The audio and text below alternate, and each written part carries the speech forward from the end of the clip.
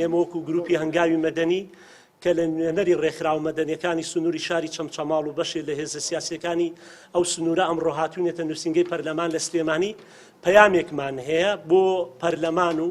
سەرۆکی حکوومەتی هەرێمی کوردستان و سەرۆکی پەرلەمان و سەرۆکی هەرێم سەرجەم هێزە سیاسیەکان و نوێنەری ڕێکخراوەکانی یۆنامی لە هەرێمی کوردستان لە ناوجەرگەی مەملەکەتی ئەنفال و ناسووری و شۆڕش و قوربانیدانەوە تکایە بەهانای چەمچەماڵەوە وەرن لە توێنێتی یاخنکێ بەڕێزان چەمچەماڵ کە بە پایتەختی شەیدان و ئەنفال کراوان ناسراوە 3500 وارسی شەیدی تیان نیشتەجێ 3200 وارسی ئەنفالی تیان نیشتەجێ 75 شەهیدی قوربانی دەستی داعشمان هەیە نزیکەی نیوەی ئەنفالکراوانی کوردستان و قوربانیەکان لە سنووری شاری چەمچەماڵە ئەم لە مەملەکەتە 30 ساڵە بێ ئاوە 30 ساڵە بێ ئاوە و هەموو ساڵێکیش و هەموو لەم بارودۆخەی هاوینانە ئێمە ڕوبەڕووی قەیرانی بێ ئاویە بینەوە